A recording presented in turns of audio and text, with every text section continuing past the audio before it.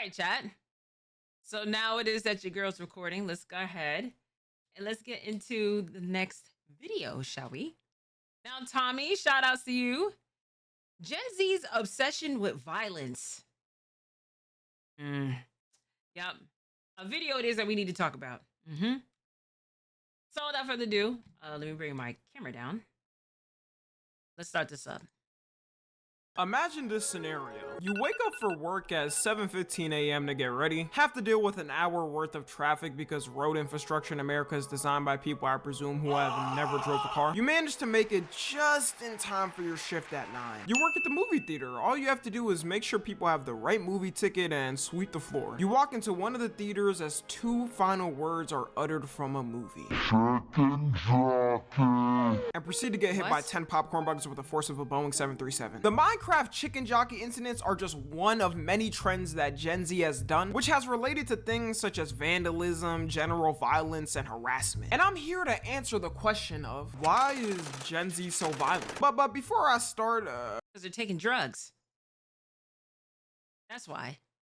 They're taking hard drugs. That's why. And it's being mixed with a little bit of boredom, you know, not being able to go ahead and have IRL conversations. I mean, the list can go on, to be honest with you, to why, but you know, Gen Z doing typical young kid shit. That's it. That whole question can be answered pretty quickly. Some of you might be confused by the title because according to statistics, Gen Z overall is actually the generation with the lowest rate of violent crime ever recorded of any youth of a generation. And we're actually over 60% lower than baby boomers were at our ages. So take that, you old f***. And now that I know about this, it's funny when I'm walking by grandma and she starts to clutch her purse. Like, I should be the one clutching my purse. Your generation was 60% more violent than us. So even though traditional violent crimes are way lower with us, we have way more of a... He said it's King Von's fault. Even after his passing, he was still causing chaos on Earth through the YNs. Damn. Psychological violence and mental violence. Just like I mentioned at the start of this video, one of our things is dangerous challenges. Growing up seeing these crazy challenges every year on YouTube did not help us develop well. What is this? Chat, I'm confused. What does the banana and Sprite thing do? Y'all gonna have to educate me on this, because I have no recollection of what this challenge is supposed to be, and no, I'm not doing it. Constipation. Monkey off.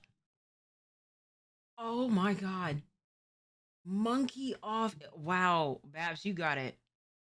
You got it. Monkey off is insane. Stop saying YNs. White folks use that as microaggression. Do they really? Like, I remember the first time I saw someone doing the salt and ice challenge and thought how wild it was. If only they could see what we have now. People were intentionally burning their skin off for views and likes. And when you're a kid, you soak up things like a sponge. Because I don't know why, but my friends in the neighborhood gathered around to do it and see who could last the longest. They tried to offer me to join in, and like, I like my sexy caramel skin being intact. I'm good off that. So us growing up with this mentality, of course nowadays we're gonna come up with dumb challenges and try to do it for views, which the Gen Alphas shall grow up and carry the tradition on after us. But on TikTok for us, it's gotten notably worse. I don't know if it's just because TikTok can generate easy ass views for almost anyone. Usually the challenges back then were absolutely brain dead, but at least it was just harming yourself. The next stage we've reached is harming others. The time I visibly remembered things starting to change was with the devious lick challenge. What the hell? I visibly remembered things starting to change was with the devious lick. What the hell is this? Devious lick challenge? What? What is this? You remember this? What is this? Oh, you don't know about this? No. People stealing stuff from their school? Like, what exactly? So just stealing shit? Shit was diabolical. I know some of y'all youngins was doing this. Confession in the chat. Damn. So y'all just hitting. So y'all looking at y'all school as a lick. That's crazy. Lick challenge. I had just graduated that year, so luckily I wasn't in high school anymore to witness that bullshit. But we casually. I keep forgetting. You're from Maryland. You're from here. Tommy. Made robbery a trend and funny. I feel like in other generations, they would have just been too scared to have the audacity to do something like this off being arrested. And being shit. Depending on what's in the school, shit. Scared to be put on the local news and having all their friends and family laugh at them and make fun of them for it. Also, some of y'all may not know, but the devious lit trend, yeah, they brought this whole trend back. Instead of now destroying school bathrooms and vandalizing them, they're taking school Chromebooks and annihilating them. What's the point?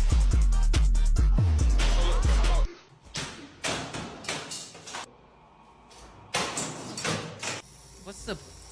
Come on. Wow, you're not shit.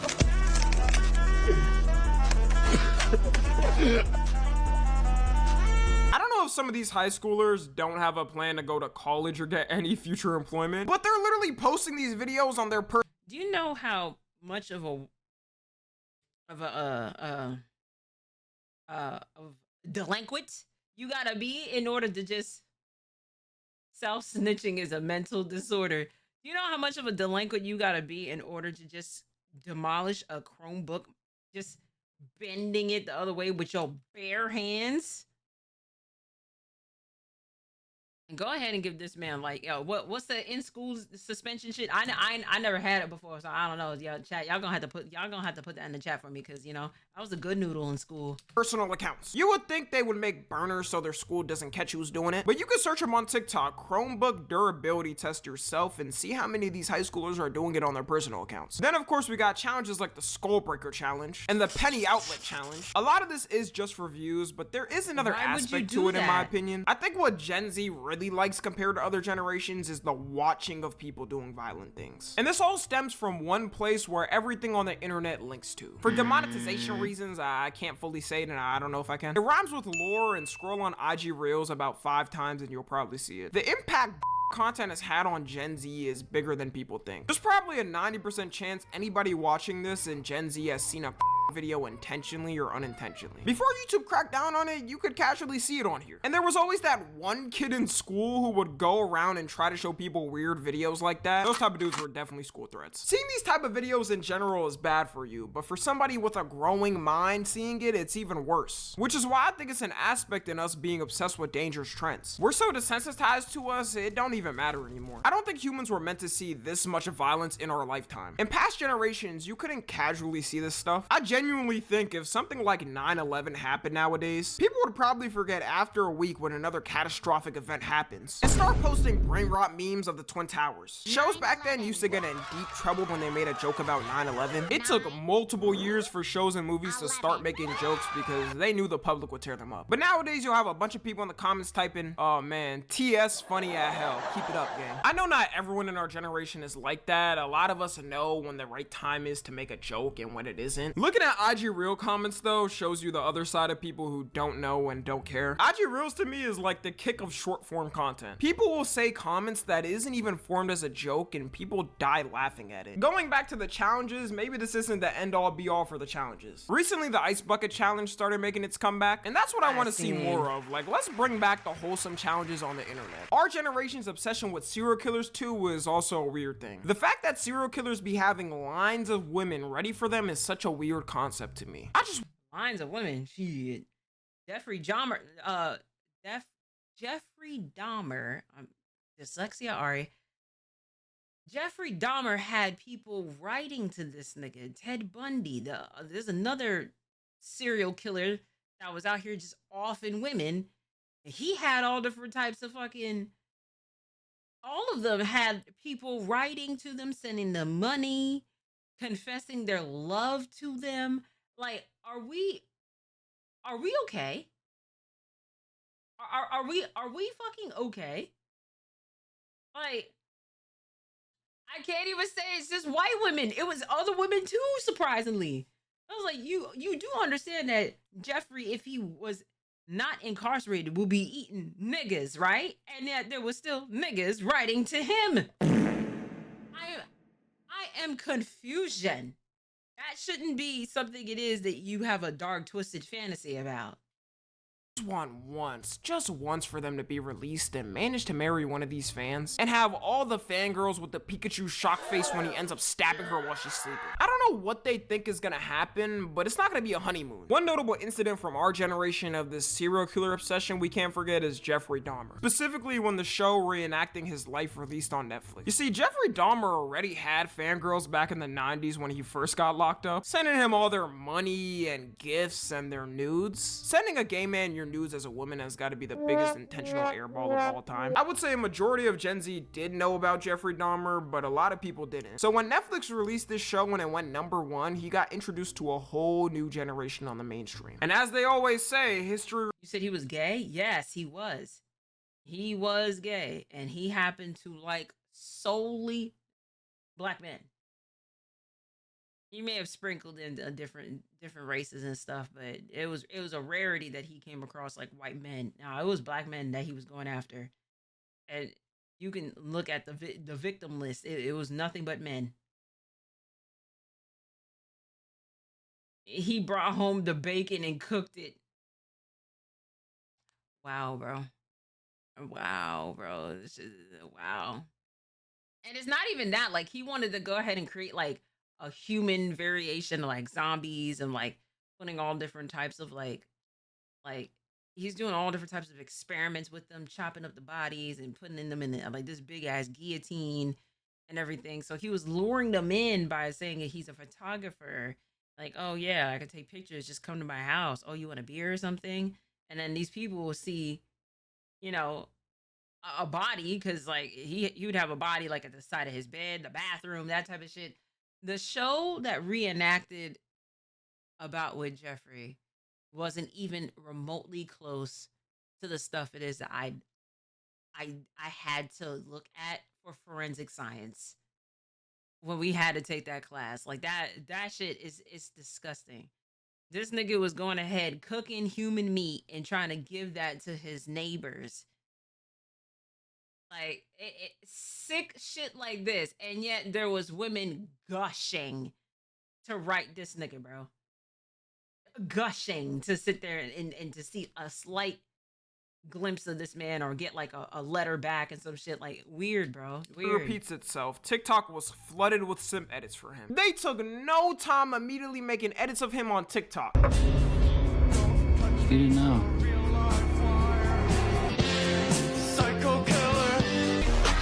Till I die, all these lollies call me rubbing on her die. TikTok had to go on a spree deleting a bunch of these edits after they were going viral. And you could see a bunch of women in the comments talking about he's so dreamy and kind-hearted. I say we f around and let them find out. Oh wait, we can't because he's dead. Even killers in our generation are getting simped over. In 2021, a guy named Cameron Herron got sentenced to 24 years in prison. The reason was because he was speeding and hit a mom with her daughter, killing them on the spot. One of the most heartless things you can do. And just like Jeffrey Dahmer, they were making edits of Cameron. Nah, they put even justice for this nigga. They went as far to even make a petition for him to be released that got 22,000 signatures on it. I'm not gonna lie, I don't ever want to hear women say men are more down bad when like this exists. Would men do the same if a similar thing happened with a woman that looked good? Absolutely. Yes. Yes, they would. They actually have. There's been a couple mugshots of women that, you know, that went viral, and it's just like, damn, what she do to get in there? Hey, listen, what's her bail? What's her bail? What prison or what jail is she in? How much is it? I'll save her. Y'all do it too. Absolutely, 100%. It'd probably be actually double the amount of signatures. But that shows we're really equal for real. Gen Z just likes to obsess over any danger in any aspect, like music too. Bro, I'll never forget when every rapper started rocking a shiesty in 2020. Everyone and their mother were running to the store to buy them. Niggas still wear shiesties. And I just be confused. I was like, bro, y'all want to act like fake thugs so badly, bro. I know some people it is that like don't even need to use a shiesty to go ahead and do what they do. You know? Like, come on. It'd be different. It is if you in like cold climates and you trying to like, you know, cover up for real. Like it's real. It's that cold, but let's be for real. Right, it don't even be that damn cold outside and got a damn shiesty on. Like, bro, you look foolish. Shiesty hit the social media streets like crack. If you grew up around typical YNs, you already saw them rocking it before it became popular. So to me, it was funny growing up and seeing it go from purely hood wearing them to Billy from Utah with a loving family. Don't piss me off. Don't piss me off. See, don't piss me off. Billy come up to me with a shiesty on. I'm looking at him like, boy, if you don't get out of my face with this shit, I ain't got the time to be dealing with you, bro. Some people really don't know how big the reach is. As y'all know, I was in Japan for about 2 weeks this past month. Go follow on like the IG post, by the way, because I'm looking sexy. I'm jealous. I'm jealous. But I'm gonna be there. I'm gonna be there. And I can't make this up. I seen a fully Japanese guy wearing a shiesty and sagging in Tokyo. The only gang you've been fighting is the Hidden Leaf Village, man. Take that off. Out of rap. Wow. Wow. Wow, Tommy. Fudge.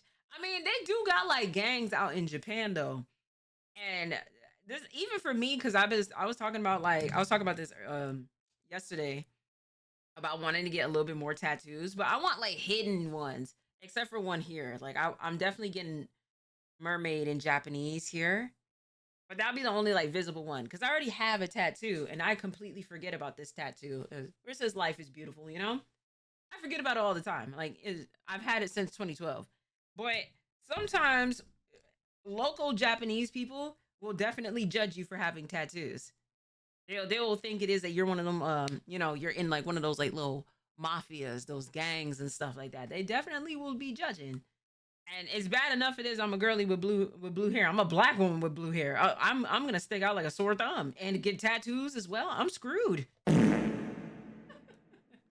I'll see you later, Kron. Our generation takes the most dangerous aspects and tries to emulate it. It can't be that lyrical shit because people call that corny. You pull up to the function rapping like Eminem and people are just gonna die laughing at you. Gangster rap from the past versus now doesn't even come close. Back then, the most you had was 50 Cent and you knew his lore and how he grew up in the streets. People thought they were leading the hood when listening to Many Men. But nowadays, you got whole documentaries on rappers who are admitted serial killers. King Von becoming so big has gotta be an indicator that our generation is really obsessed with violence. Everybody will listen to him. You know, Drew, you did mention this. You wholeheartedly mentioned this. Like, why are we?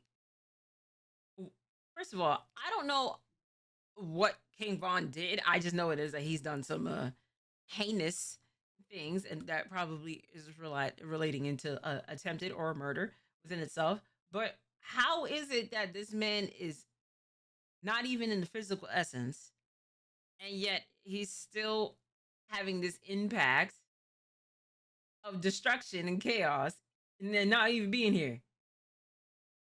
He was living his raps. Oh, he was one of those. Okay. Him knew damn well this man was dropping people left and right on the streets. And that's what added to the appeal for our generation. Okay, it has always been a thing in rap where people ask, is the rapper really living what they rap? Which I think people are starting to care less about and more care about if the song is just good. I think us losing some of the biggest rappers to this violence kind of made it and put us off. I remember when Lil Tecca was breaking down his song lyrics and making sure people know he's not actually on any of that type of shit. Honestly, it felt refreshing and was hilarious to watch. I got 2 twin Glocks, turn you to a dancer. I don't have no straps for nobody. I don't got no straps. But people still want to feel the real thing, and I think that's what King Von did. The whole YN culture taking over in general shows me our generation also just wants to obsess over violence. Wait a daggone minute. Wait, chat. Wait. These are women. Wait. I wholeheartedly thought these was niggas. Oh wow. Homegirls is that's what it means, bacon. Homegirls. Wow. Y'all really fooled me. I thought y'all was men that simmered back in high school for a stop. These ain't YNs, these YBs, Ari. Y'all are not shit. I really thought these was niggas. I was like, wait, hold on. Wait. In culture taking over in general shows me our generation also just wants to obsess over violence just because. I know hella people make fun of Cardi listeners and the average Ken Carson. Gang, what was you just doing? What violence just because. I know hella people make fun of Cardi listeners and the average Ken Carson fan, destroy lonely, whatnot. But I'd rather Billy from Utah obsess over Cardi and try to act mysterious than Billy from Utah obsess over King Von and him be a young boy. Like, bro, the top enemy to black people in America is the YN because it makes the whole community look bad. And the fact that it's the most glorified on social media is a blow to the face. Because you'll have the old white people looking at their grandkids and them reenacting Murder on My Mind and blaming everyone that's black for it, even though most black people don't even like them either. I just imagine them waking up one morning and seeing their bundle of joy in their front yard recording a music video like this. You and Rob dropping names in this month. You say you crazy, can you see me and you do not? Yeah. That's an awful lot of cough syrup. I beg your finest pardon.